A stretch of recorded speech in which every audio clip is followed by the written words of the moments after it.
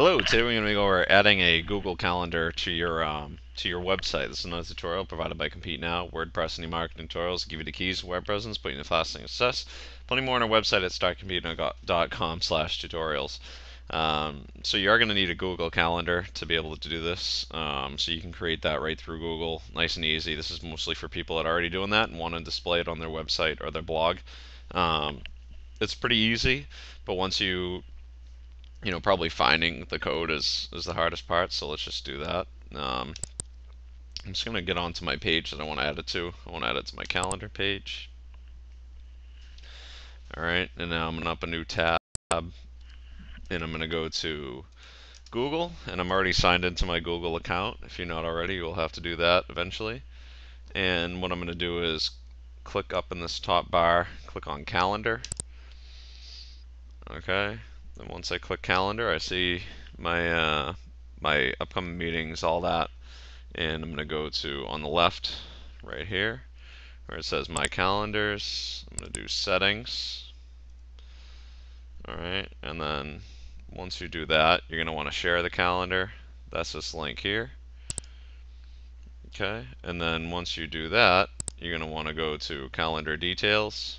This is actually part of the point for the video, is they don't really make it that easy to find this.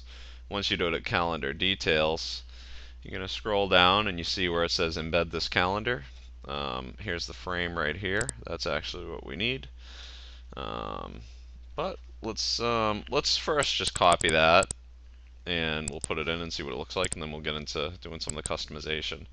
When you come over to your calendar page, you are going to want to paste this into the text area. So instead of visual, switch it to text. Paste it in, hit update.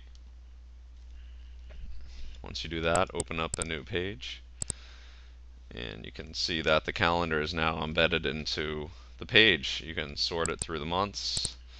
It's really easy to do that way.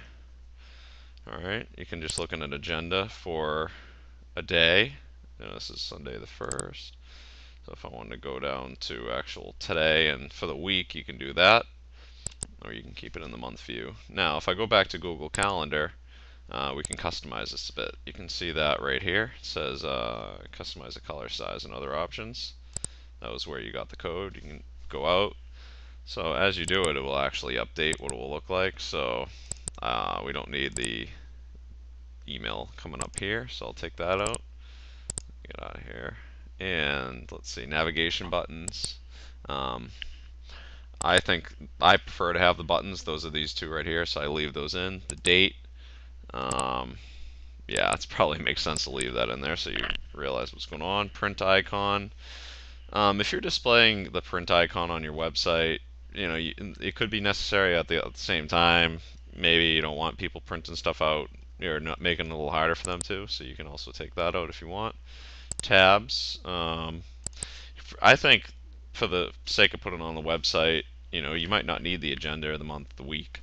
If you just want it to be a little bit more simple, you can take out the tabs. Calendar list. Let's see. I'm not even really sure. I think it's because I don't have many categories, but you can take it out or not. And time zone. If you're a local kind of business or you're doing something like that, you can probably take out that time zone too. Alright, so you can pick the default view. You can make it for the week, or you can make it for the month or the agenda. Let's make it the week. Especially if it's a kind of a class type of thing, you want to be able to just have the week view. And you can pick the width. 800 wide is going to be way too big. I'm going to make it 600. About 650. And the height. That looks pretty good. So there is if you don't want there to be any scroll bars, but it's kind of focused on where all the events actually are. Background color you can choose. Maybe a light gray might look a little better. That's this right here. What a red then. Yeah, that looks a little bit scary. Let's just keep it at a light gray. And you can pick which calendars you want to display. I only have one, so it doesn't make a difference. But if you had like 4 different types of for classes or types of things that are all having different, you can also do that. Alright, so that's pretty simple. And now after you do all that, you just click this update HTML button, and you copy all this code, go back to your calendar page, paste over what's already in there. Now hit update, and now let's look at it on the page.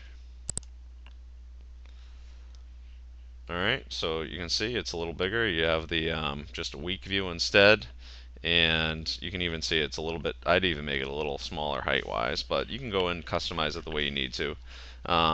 That's it. That's pretty simple. There are plugins and stuff for doing this, but you know, for the most part, it just makes more sense just to embed the calendar directly. Unless you need to have two separate, we'll make another tutorial about that coming up. But that's how you embed a Google Calendar on your website. This is another tutorial provided by Compete Now. WordPress and new marketing tutorials give you the keys to web presence, for fast link success. Plenty more on our website at startcompeting.com/tutorials.